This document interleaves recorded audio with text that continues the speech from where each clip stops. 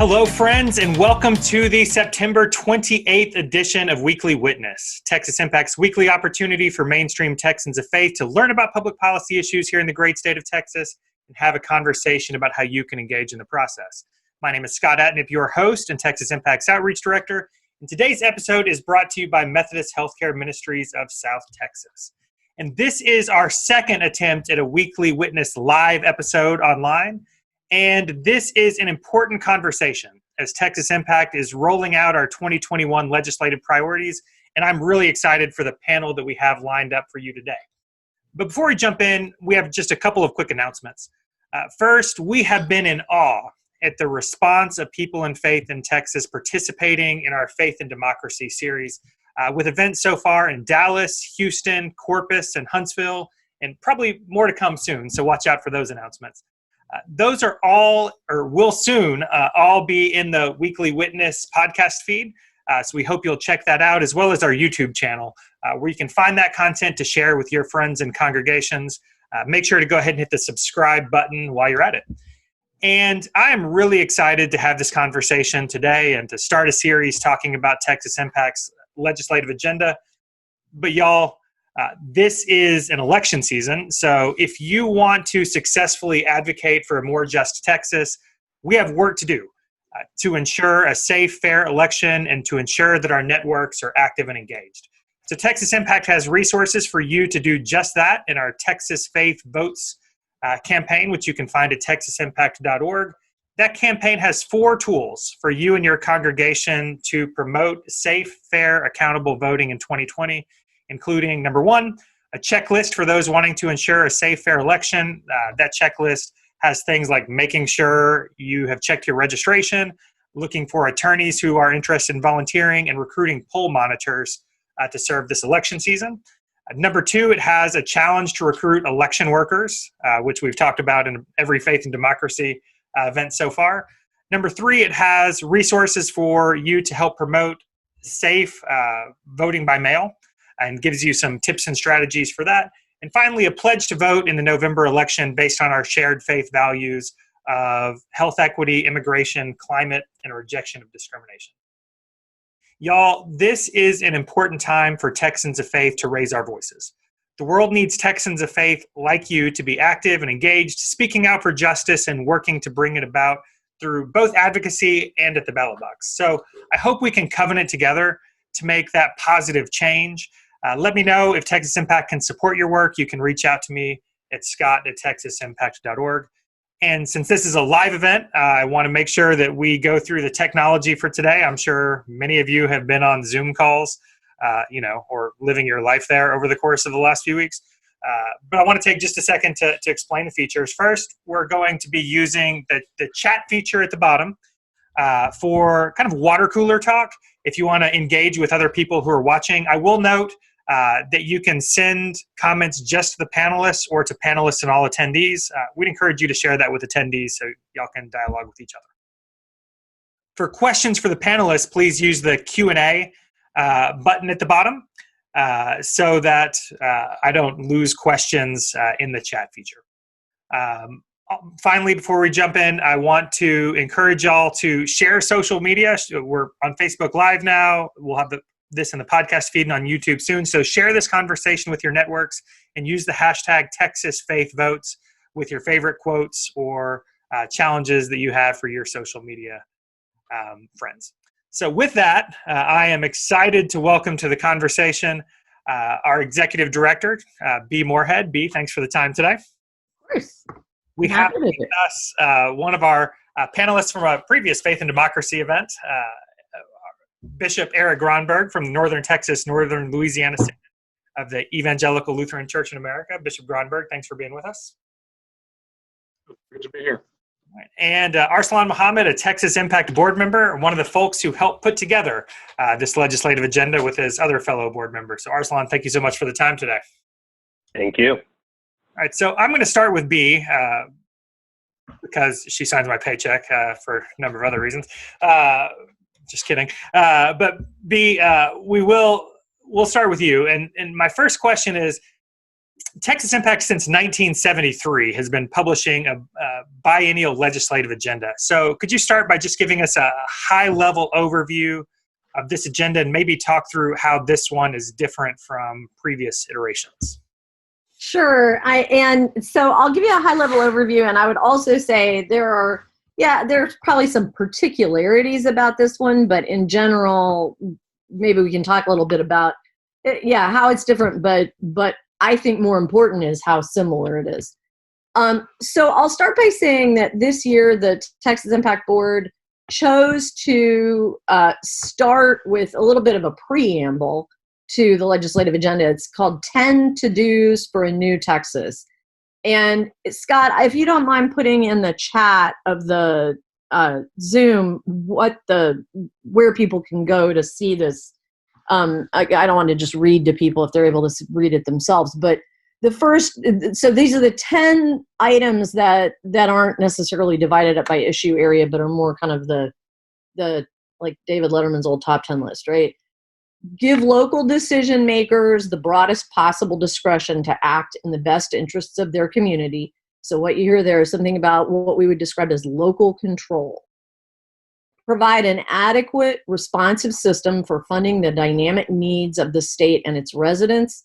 What you hear there is something about revenue. That's revenue and taxes. Sustain the state's healthcare and public health infrastructures to ensure equitable access to health-preserving and health-promoting resources.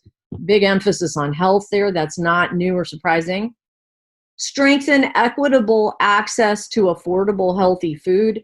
The big term, the relevant term there is equitable. I think Texas Impact and most faith traditions have kind of a long-standing relationship with hunger and food.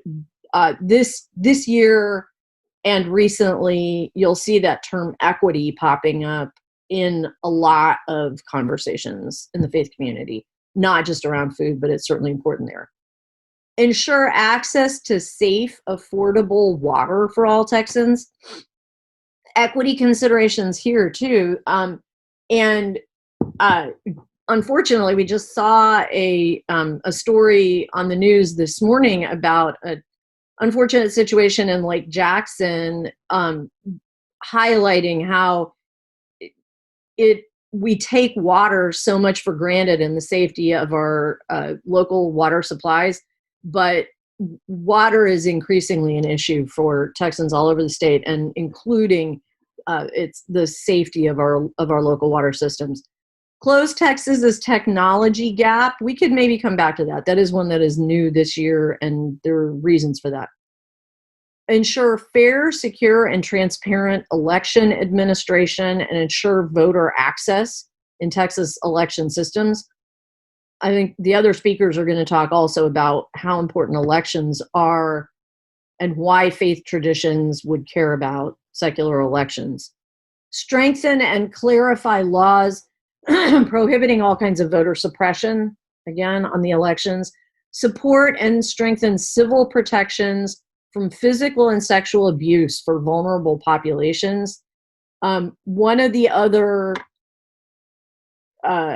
hot terms for faith communities, I would say recently, is this term vulnerable. The idea that there are people who may be vulnerable to different kinds of inequities and also to different kinds of suffering, I think we can say, because of characteristics that make them more vulnerable to those things, and that it's the job of the wider community to provide special protections to make sure that those people don't get disproportionately hurt or disproportionately suffer.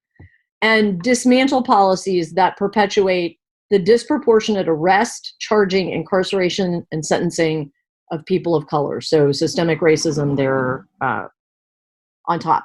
So the thing I want to say about what's same and different about this agenda, and people can scroll through it and they can see it's divided into 4 main categories: economic justice, climate justice, anti-discrimination and systemic racism, and human rights. What people can see, though, is that the faith community tends to, across the spectrum of faith communities, I'll say, we tend to divide our policy concerns not so much by the kind of industry or the kind of budget item or anything like that, not where the issue goes in the law, as much as the kind of population or subpopulation that is impacted. So concerns about vulnerable people, concerns about people who are migrating, concerns about people who have different kinds of needs are the way we structure our concerns rather than what part of the code does that law live in.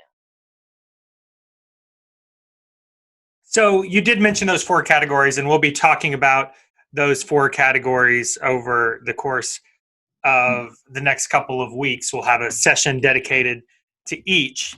I wonder if you think the 1973 board would have recognized this legislative agenda?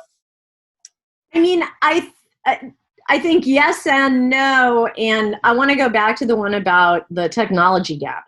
So one of the things, and I bet that Bishop Gronberg and Arsalan will both touch on this as well, one of the things that is we would say, maybe to use the language of our Baptist friends, a distinctive of faith-based legislative agendas is that they are responsive at the same time to these sort of enduring concerns for the people who, at least in the Christian tradition, we commonly call the least of these, right? The people who have different kinds of vulnerabilities and are subject to different kinds of disparities. And the reality that is kind of a timeless issue, that we always have people who we need to be especially looking out for. And the other reality that circumstances change. The concerns today are not necessarily concerns tomorrow. One of our famous hymns talks about that the job of the person of faith is to keep moving forward. And it says, new occasions teach new duties.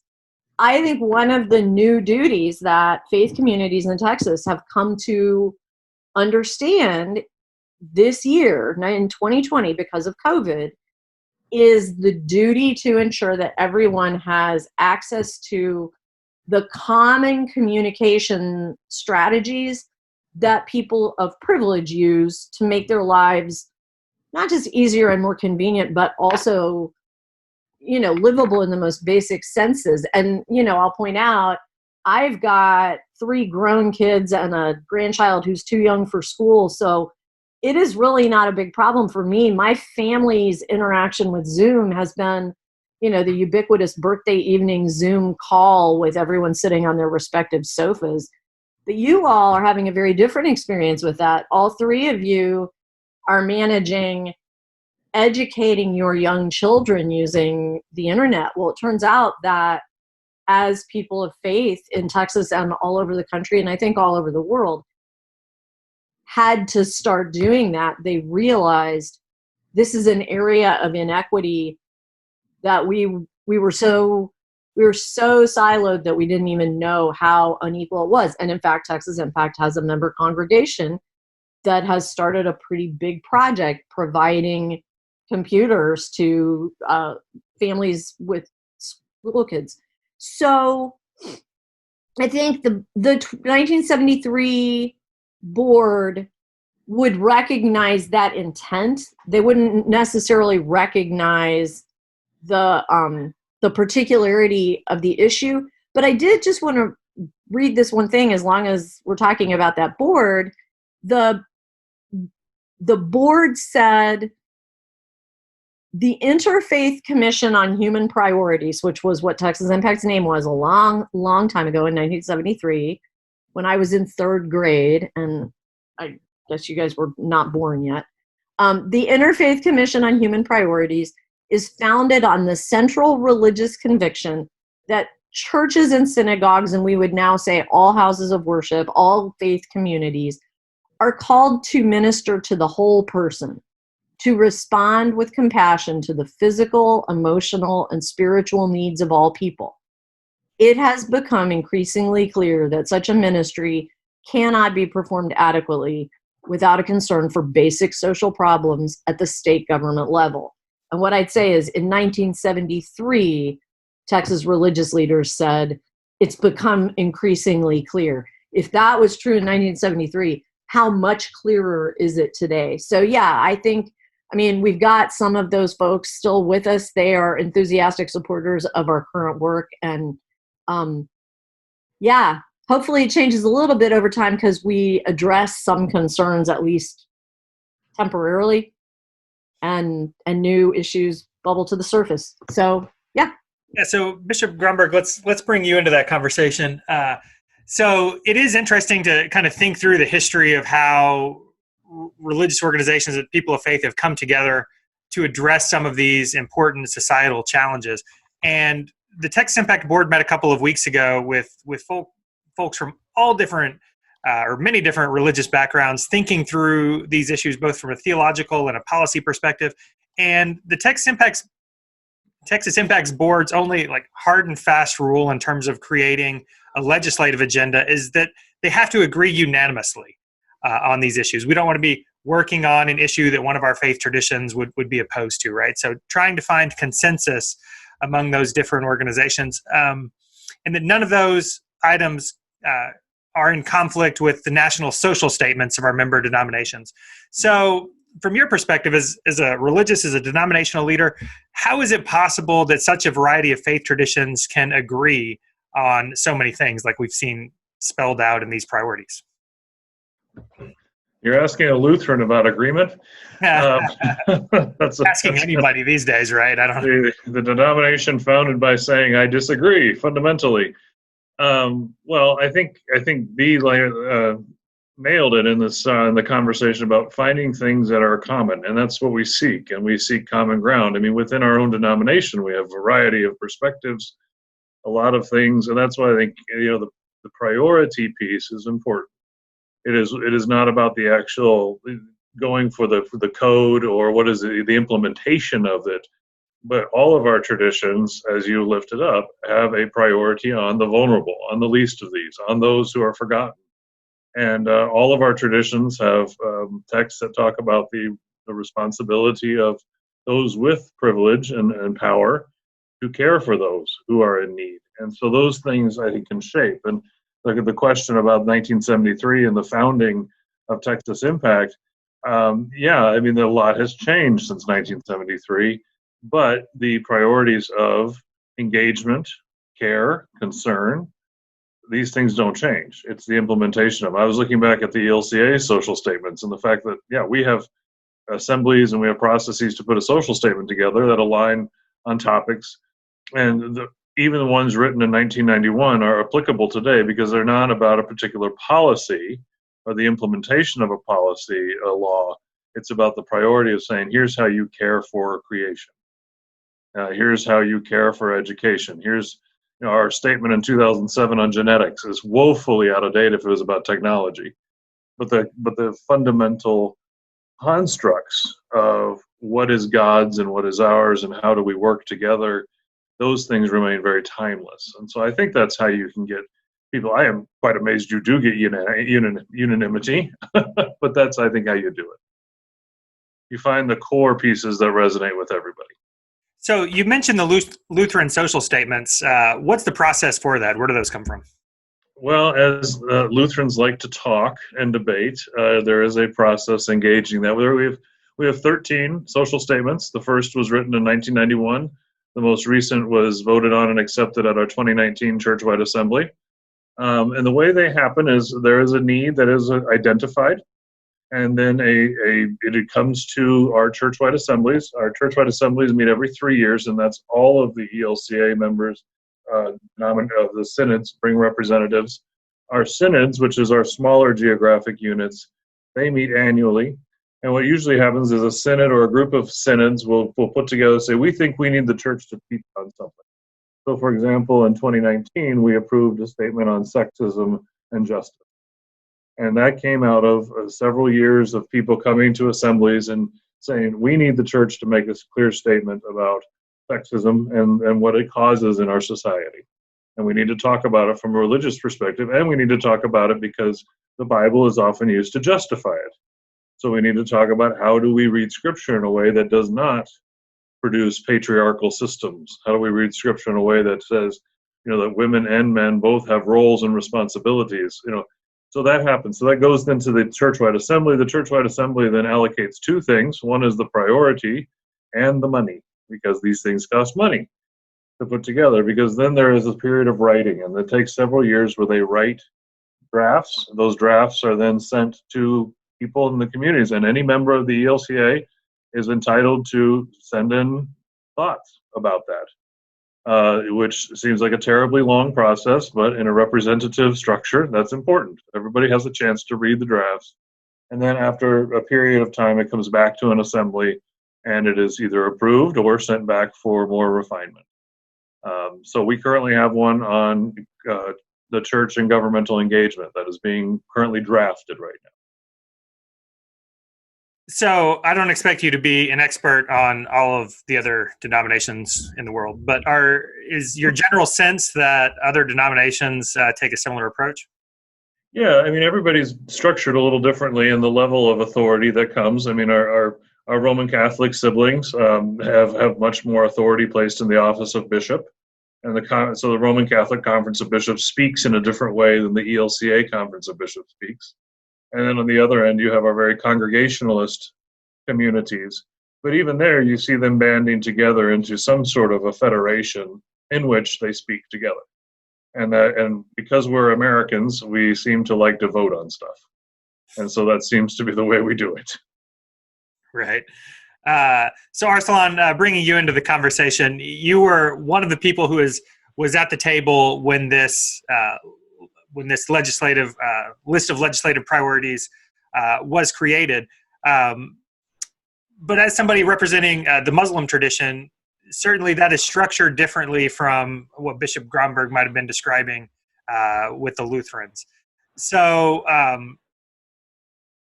Islam clearly offers a lot of guidance for creating a just society.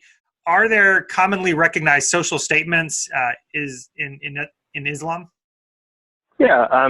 So thank you so much, Scott, for having me here. And just a quick disclaimer, because I feel like I need to say this, but all my comments are kind of my personal views and don't represent my employer. And, given that what I'm going to say probably may not represent many other Muslims either.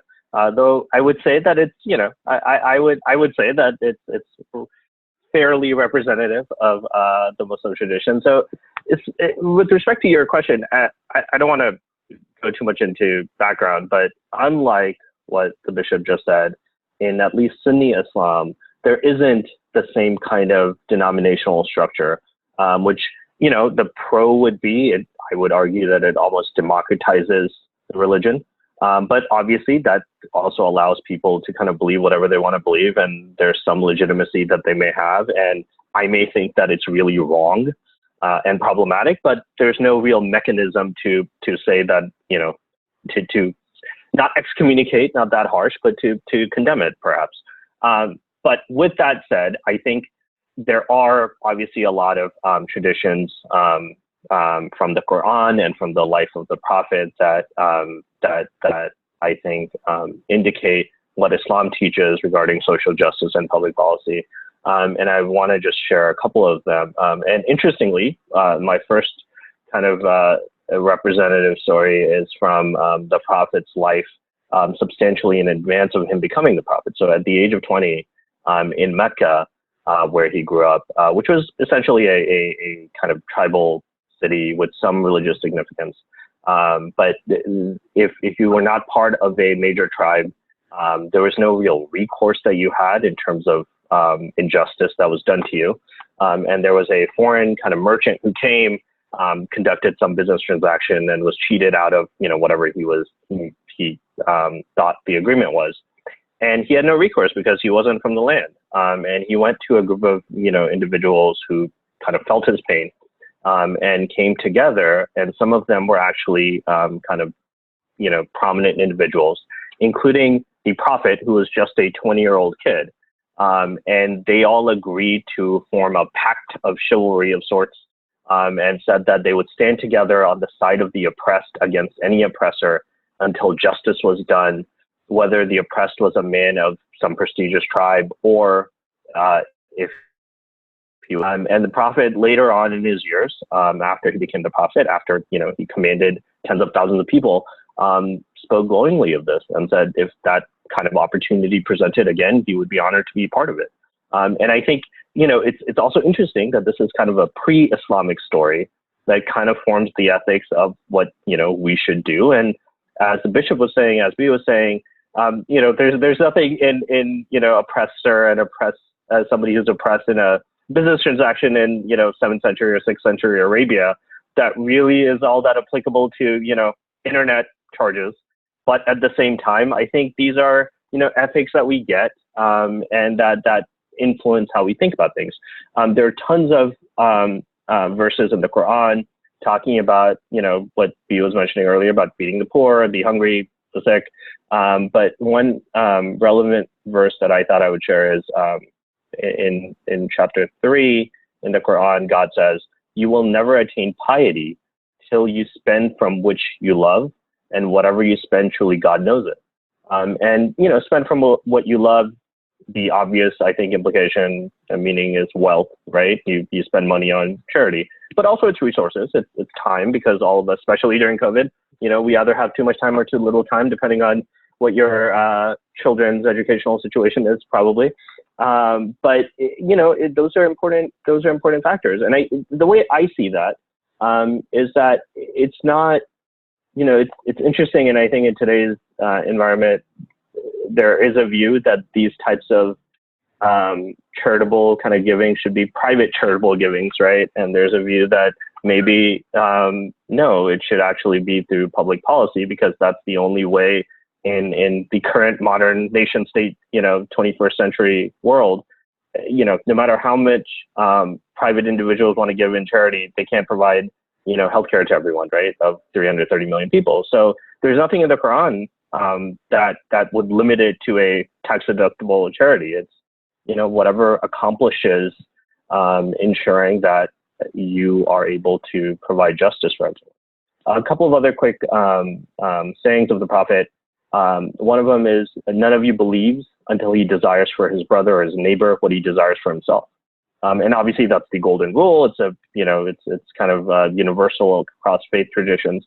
But it's not so much that, it's not so much a veil of ignorance, Rawlsian kind of view that, hey, you could end up being really bad in a bad situation, so let's make sure no one's in a bad situation. But actually, no, if you're doing well, you want everyone else to do well as well. And I think that's a, critical component of how you should, under the Islamic kind of paradigm, how you should live your life. Ensuring that your neighbors have the same that you do is important. And, there's probably social commentary today about how economically segregated we all are, that our neighbors probably do have similar things that we do. But it's that, I think, only indicates that the economic inequities are really unfair and go against kind of teachings in Islam, at least. One last kind of thing that I will mention, in around the time that the prophet, right before he passed away, around 632 AD, his last sermon, he said, and it's a short sermon, and in it he devotes let's say a paragraph to the statement that an Arab has no superiority over a non-Arab, nor a non-Arab has any superiority over an Arab. Also, a white person has no superiority over a black person, nor a black person has any superiority over a white person, except by piety and good action. And this is, I would say, an obvious statement. It's not something that any of us would disagree with. But nonetheless, I think, in Islam, the prophet devoting a substantial portion of his last sermon on something like this matters. And I think, again, whether it's 1973 or 632, our faith traditions are very vocal on kind of these equity issues, and frankly, I think in compliant, the agenda complies with these kind of traditions, and I think I'm proud of our legislative priorities. Yeah, I think what a great way to use the Quran as a primary source and to also affirm the tradition with the legislative agenda. So thank you for that. I wonder if there are other authoritative sources for American Muslims in considering questions of public policy.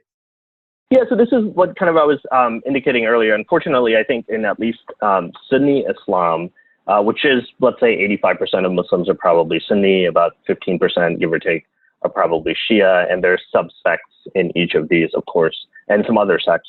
But I think in Sunni Islam, there's not a church, a clergy in the same sense, but there are, of course, numerous groups that represent Muslims on a national and local level. There's also, as you would expect, there's let's say progressive groups that are made up of healthcare workers, or progressive groups made up of lawyers who want to kind of use their resources and channel their faith traditions into supporting public policy that they believe are part of their that are inspired by their religion, and then their sense of being decent human beings.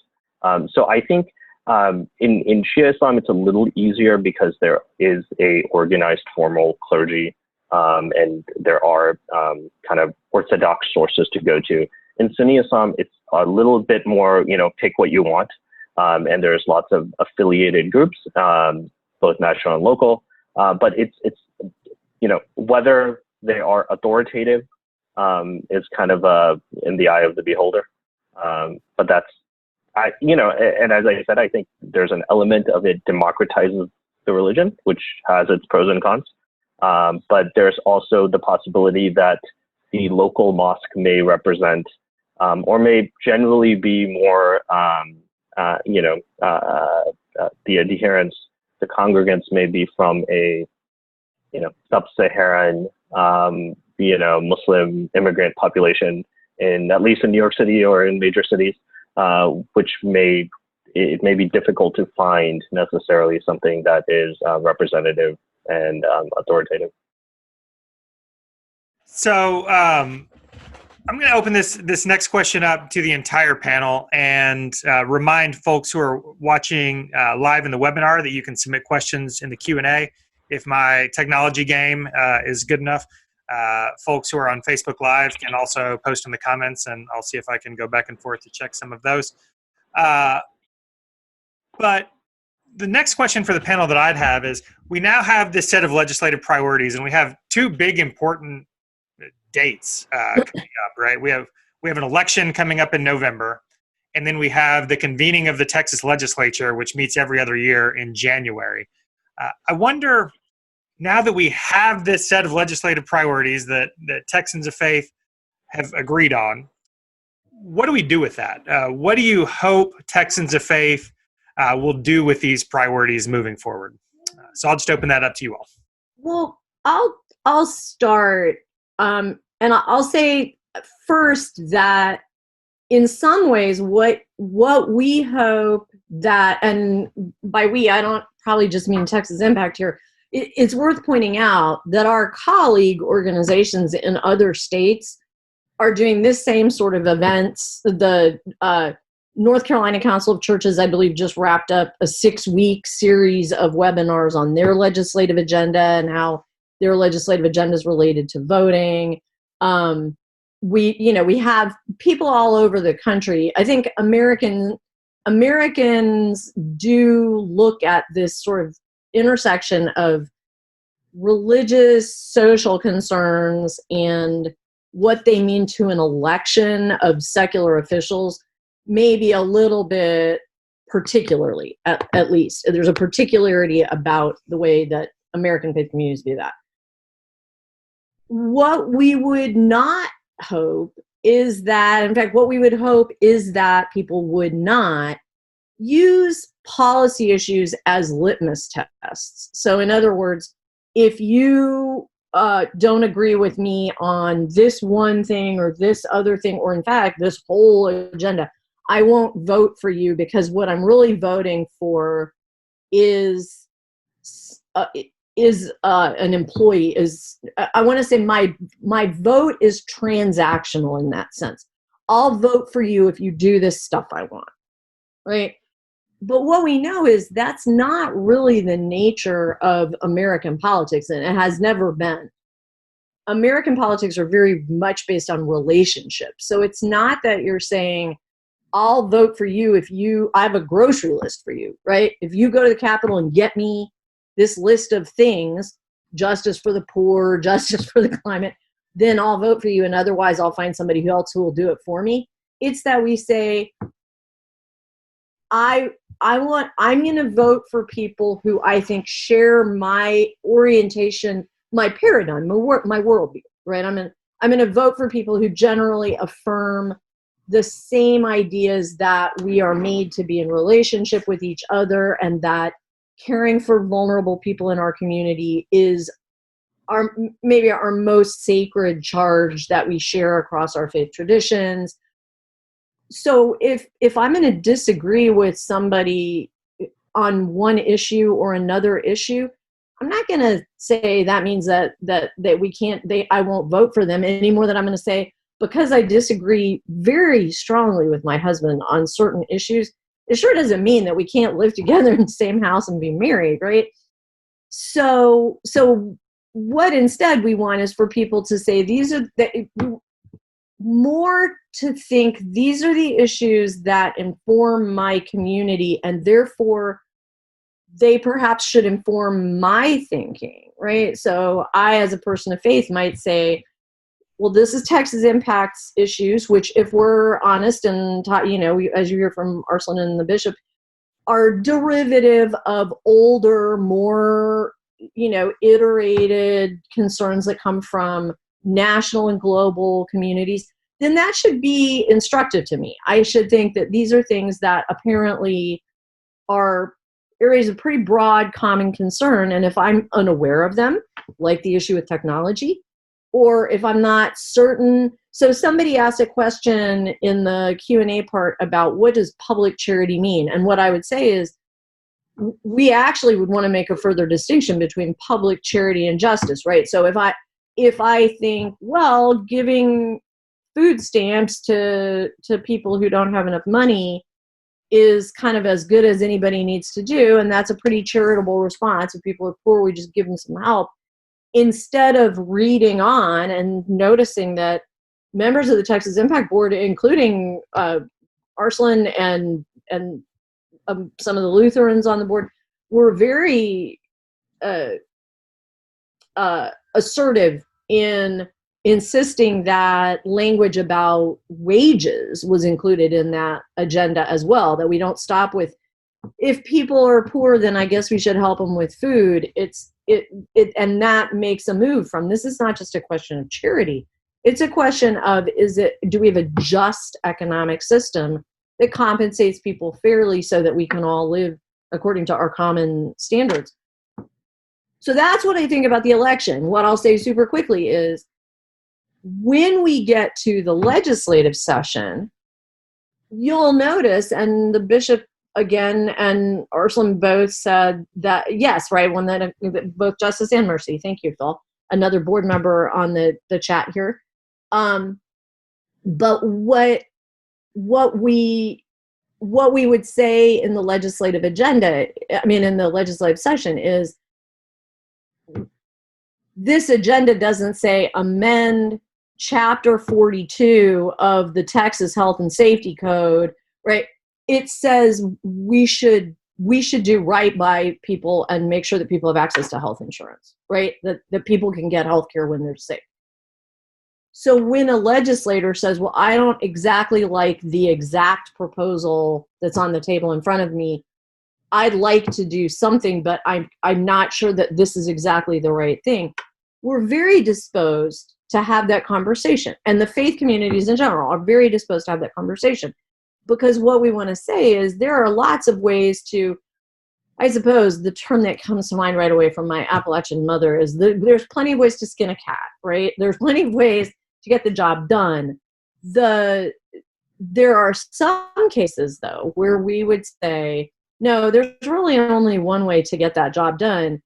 And those would be things like, no, it's only right if every person really is able to vote and be convinced that their vote is counted fairly, right?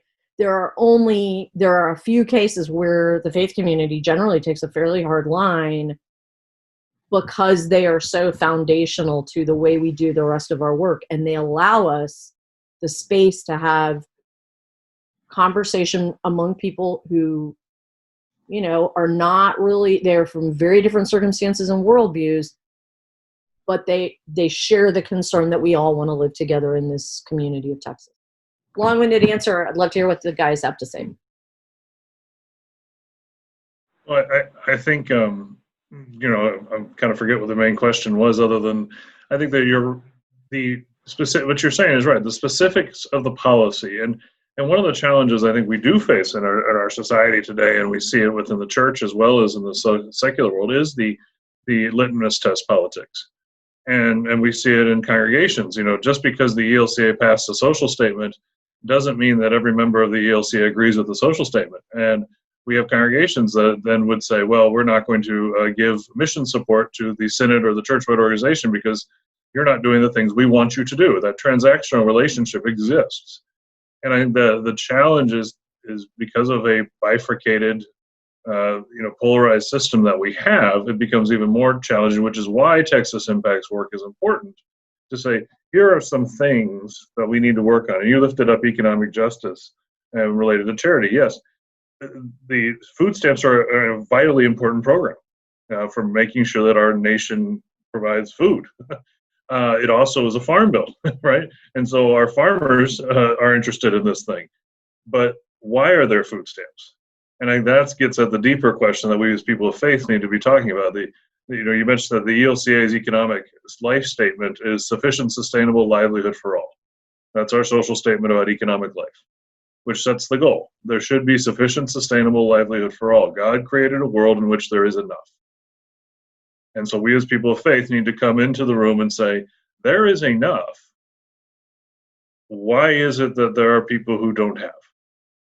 And we can't just say they're lazy. There's systemic reasons for this. And Arsalan, you mentioned about the prophet's final sermon, speaking about equality. What that tells me is there was stuff going on where people were saying some are better than others, right? And we read that in the letters of Paul, dealing with the various congregations he dealt with when he's writing to the Corinthians and saying, get your act together. Everybody gets the meal. So these issues of inequality play out throughout our scriptures, throughout our life. So yeah, I think the idea that we can come together and say, we got to ask the question, why is it the way it is? And is that what we believe is just and right? Let me jump in here for a second. I think this almost is just a worldview as well. But, for example, you believe in $15 minimum wage. The bill that comes up has $11.50, right? That takes 3 years to enact. And I think you can have policy positions or guidance that you think you need to get to be a fair and just society. But you know what? $11.50 is a lot better than $7.25, right? And I think at the same time, you just have to be practical and pragmatic about things. That doesn't mean you abandon your position or your beliefs or your principles, but you can't let the perfect be the enemy of the good. And that's living as a sensible adult. And also it works for purposes of what policies you want to promote. And I think that goes to the transactional issue, right? That the transactional aspect can't be. There's one, it shouldn't be a transactional relationship, but also you can't be a one issue kind of a person, or this is the only way to effectuate some policy. But I don't think that should mean that you feel like you're compromising your personal views or your what you want to push. I think you can push for what you want to push, but be practical when you're getting some percentage of that. You take what you can get and you try again. My very favorite example of that actually is the Catholic bishops in Texas, when there's a bill related to anything related to the death penalty, when the bishops or their representatives testify, they start invariably by saying, the Catholic Church is abolitionist. We don't believe there should be a death penalty at all. Having said that, we also would support anything that makes the current unjust system any more humane, any more just, right? And so to be able to have that clarity of, sure, I can tell you what I would want it to look like, but in a room with a bunch of people who have very different views, I'm going to try to advance mine as far as I can. So I think it's very well said, Arsalan. Well, why don't, B, maybe you could talk about that some, right? So we hope that congregations, we hope that members, we hope that Texans of Faith will study and contemplate these priorities, and will go visit with their small groups about it and have some conversations about these values. What does Texas Impact do, or how does the staff relate to these once we get into legislative session? For real though, what are they for? So the way it works when the legislative session starts is there are bills, and the bills are, frightfully precise and prescriptive. And so it falls to the staff generally to look at a bill which might say something. So Arsalan's point is a good one about the you say you want $15 minimum wage. Here's a bill that's something different from that. We can expect already that there will be things like that where it's an issue of increment, or it's an issue of, one of the things that is a common concern in Texas is we have programs that do provide needed benefits for people, but not as many people as need them, right? So we have Medicaid, but not for everyone who needs it. We have SNAP, but not for everyone who needs it. And the faith community is always in the context of trying to broaden the population of people who are able to get the benefit, and pushing against budget constraints and concepts about scarcity. I think the Bishop Gronberg raised a thing that is so important always for us as people of faith to keep front and center in our heads. And it is what he said, that God provides enough. There's enough. And so when we ask the question, why are there people who don't have enough? The answer to that is never because God didn't make quite enough for all of God's children. It's that some of God's children are not sharing as nicely as perhaps they should. But what the staff do is to look at those very specific pieces of legislation and identify, do they correspond to our legislative agenda? First, are we able to crosswalk them? So the example I usually give people is, if it's a bill about aerospace engineering, it generally doesn't have nexus with our legislative agenda. Like, if you try, maybe you could find something, but probably not, honestly. So we would say, that's not really one we're going to have anything to do with. But if it does, if we say, no, this clearly has nexus with our legislative concerns, then we say, is it generally in the path of on the way toward what we're hoping for, or is it on the path away from what we're hoping for? Or sometimes, is it just something that's going to muddy the waters and make it harder for anybody to do their job? Every once in a while, and so we make those decisions as a staff, and we'll say, yeah, we're going to go ahead and support this thing, we're going to go ahead and oppose this thing, and 99 times out of 100, we don't need to go back to the board during the session and get clarification. Occasionally we do, and Bishop Gronberg knows, occasionally we have to come to the bishops in the state and say that the board didn't even envision that such a thing could happen. We need actually to go one step farther up the chain and make sure before the board takes a position that all the religious leaders, the bishops, the rabbis who we go to as authorities on different issues, the imams we go to as authorities on different issues, can they all come to an agreement? And so things that in my tenure have come up that have been in that framework generally have had to do with citizenship.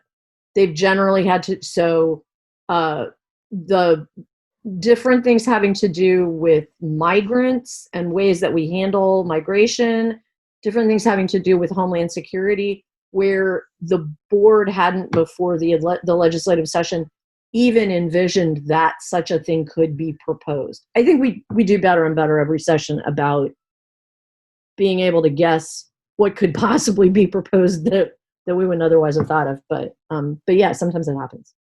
So I'm going to wrap us up in just a minute. I wonder if each of you might have a quick closing thought to the conversation today, or a challenge you'd have for folks moving forward. We'll start with Arsalan this time.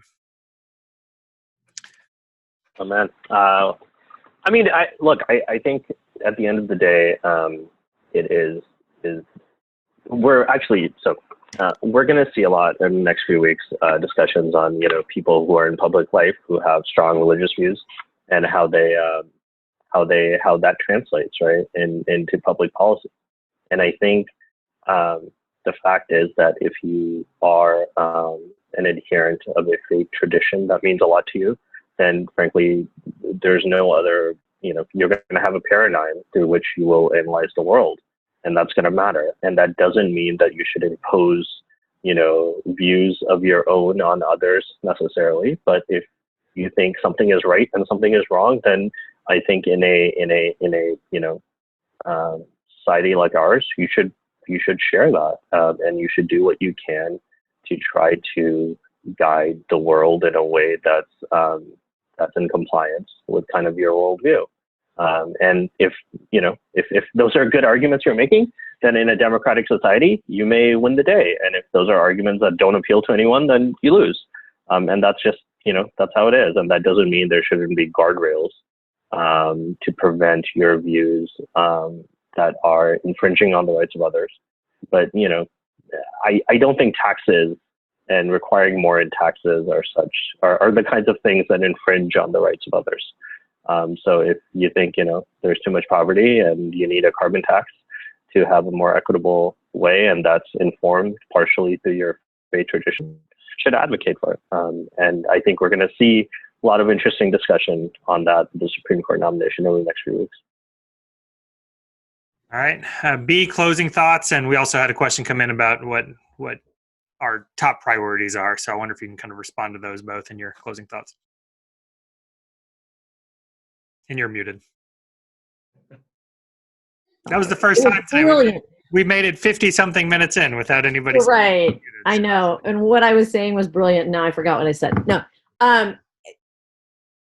If Texas Impact could pick one issue where we could have meaningful forward momentum for the upcoming legislative session in Texas, I think we would say it has to be healthcare. I think Texas is such an outlier in how many people don't just lack health insurance, but lack access to healthcare services, lack certain components of public health, like safe drinking water, that people in other times and places assume are normal.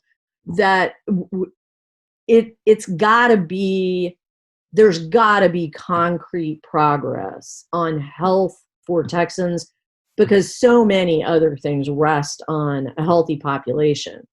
That doesn't mean that all of the other issues aren't also my top priority, but I just do think, like, if I were going to say, if everybody was going to make one issue the issue they were going to call their state legislators about every day from now till May, I hope it's make sure Texas, by the time the census happens again, so not 10 years from now, but the update in 2021, wouldn't it be great if Texas was no longer the worst state for health insurance in the country, like we have been every single year since that statistic was measured in the U.S. Census?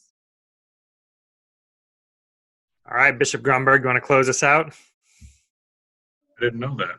That's interesting to know, and once more convicting. I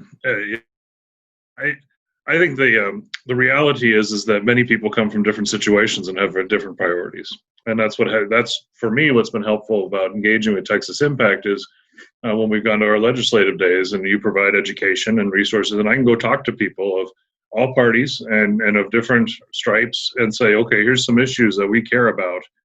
Does this resonate with you? And usually there's some crossover there. And I think that similarly goes to our communities and our congregations. For our Latinx communities, the issue of immigration, citizenship, rights, that's top priority right there. I think it's a very important priority, but for a congregation that's not made up of people for whom immigration is a top issue, healthcare might be an issue they can resonate with. So I think that's the benefit of having multiple options. It's very difficult to say what the top issue of people of faith should be. Healthcare, though, I think you can make a solid argument there. Now, so I appreciate the conversation. I appreciate the perspectives that we gained talking to each other and then coming at it from a different perspective. And so our legislators also hear a different mainstream perspective. Faith is not monolithic, that there are people of faith from different traditions who talk to each other and then want to talk to them. And that people of faith, in particular as a Christian, are not only interested in one or two things. Well, I want to say thank you to the three of you for helping us with this conversation today. I really appreciated your insights and your thoughts on the legislative priorities. So thank you so much. Thank you. Yeah, thanks a lot. This was fun. Thank you. So if you want to engage in more fun conversations, make sure that you're signed up for Texas Impact's e-news. We will have some announcements coming out soon about a future, about continuing this series, but also some other special events we'll have with Facebook or with Weekly Witness Live. So make sure that you are signed up for the e-news. Make sure that you are considering how you can live into these legislative priorities. Texas Impact will have resources and tools for you, including our legislative engagement groups, our rapid response team, lots of different opportunities you can find on our website at texasimpact.org. But we want you to also remember that if you appreciate this content, if you appreciate these resources, that this work is supported by members like you. So please make sure that you and your congregation are members. You can do that by going to texasimpact.org/join. Y'all, these are anxious times, but there's a lot of work to do in the coming weeks, preparing for the legislative session and using the Texas Faith Votes resources during this election season. Make sure that you and your congregations are active and engaged. It's time to get to work. The world needs you. So let's do it. Let's get to work. We'll see you soon.